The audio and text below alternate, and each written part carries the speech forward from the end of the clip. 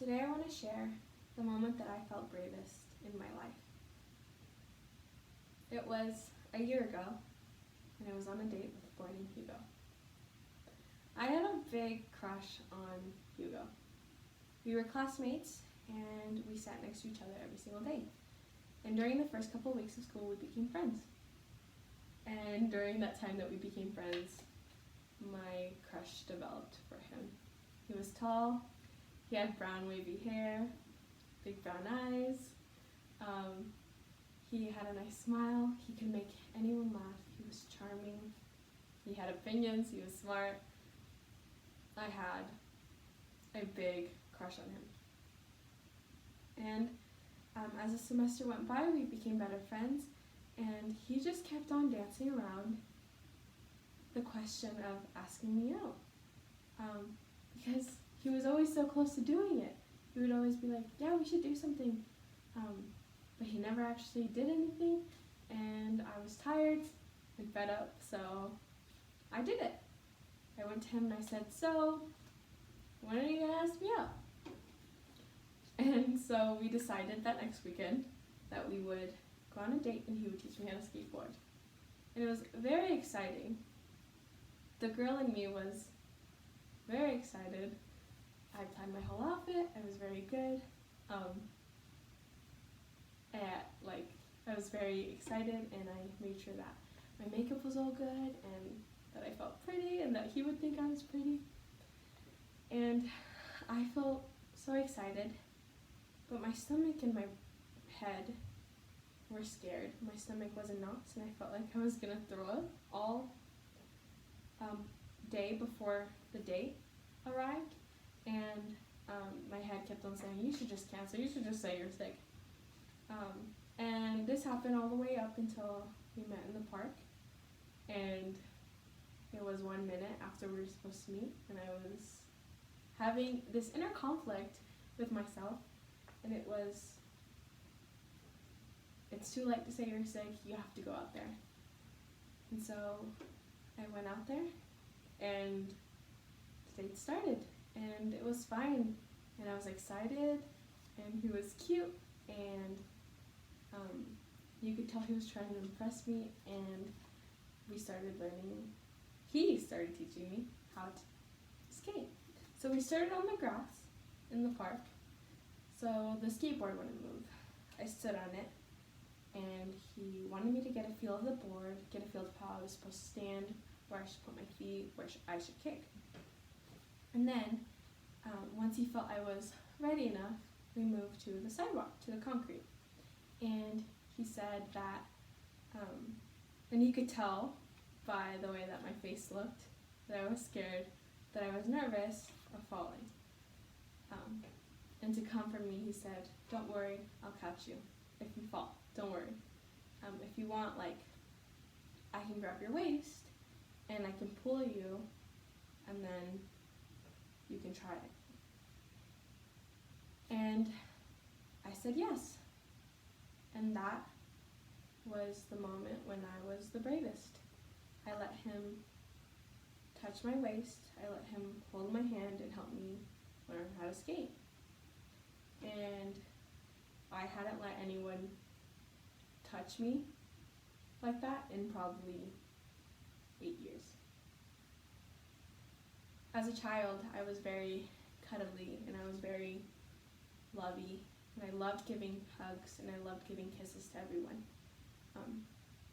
By the time I turned 12, that went away. I was very selective in who I let near me and who I gave hugs to and who I kissed.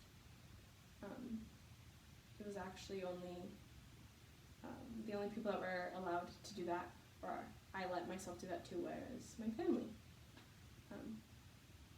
My thoughts started becoming very scary and very disturbing whenever I was 12. I felt whenever people touched me like I was going to hurt them, or I had these thoughts in my head that I was going to hurt them or do something bad. And so, because I didn't want the thoughts to get worse, I stopped letting people touch me. And so by the time I was 16, no one was allowed to touch me, not even my family. And so they could tell that something was wrong with me, that I wasn't myself, that I wasn't who I was before.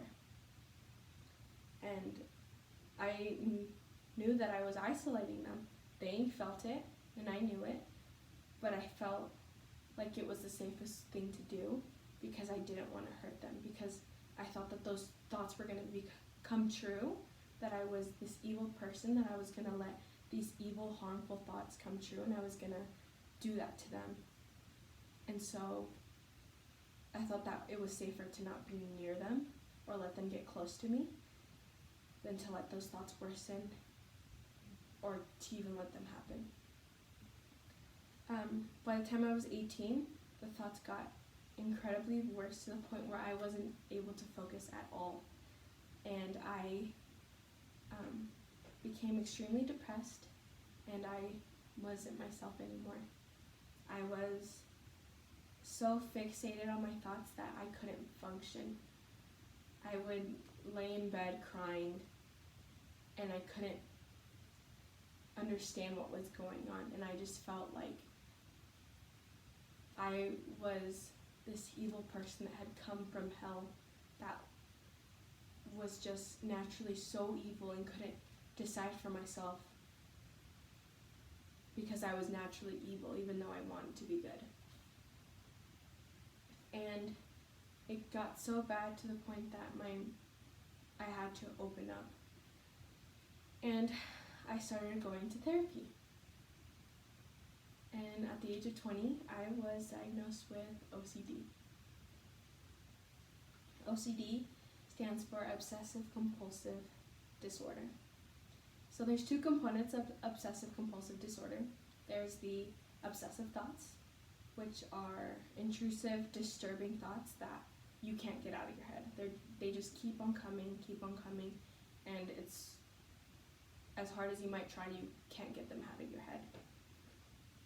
And the next section is compulsive. And that's the compulsion side, or the ritual side. And one does the rituals or compulsions to help get rid of the thoughts. And sometimes it works, and sometimes it doesn't. But most of the time it just makes the thoughts even worse. And some of these rituals might be checking the stove at least 5 times before you leave the house to make sure it doesn't burn down, even though you've checked it 5 times and it's always been off those 5 times.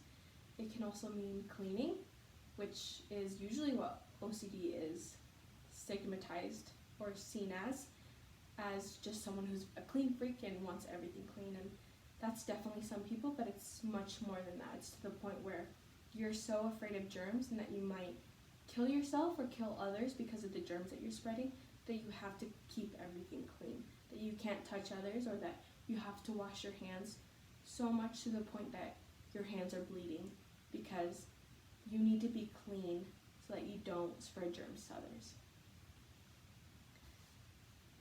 There's also pure OCD, which is what I suffer with, and it's obsessive thoughts with no outward compulsions, which means that usually the compulsions or rituals that one performs are usually in your head. And so for me, my rituals are prayers. Whenever I have thoughts of me hurting someone, or thoughts of me being evil, or that I'm going to do something evil, I pray nonstop over and over in my head, hoping that those thoughts will be gone. And as I've gone to therapy, those thoughts, I've been able to learn that I'm okay and that I'm not my thoughts. And through medicine, I've been able to calm my thoughts and be able to feel more like my old self. I'm able to be able to relax and not let those thoughts become so bad, which means taking Zoloft 100 milligrams every single day.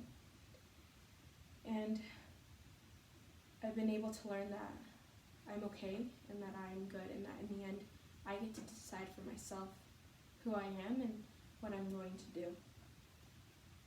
And for 8 years, I let myself lose connection with others. I let people not have the opportunity to get close to me. I didn't even let myself have the chance to let others get close to me, because I thought if they knew what was in my head, they wouldn't want to be near me. And who wants to be with someone so evil? And now I have days where I still feel like that, and I have days where I remind myself, and I know that I get to choose for myself, that I'm good enough, that I am good, that I'm not my thoughts, and that I deserve to let others give me a chance, and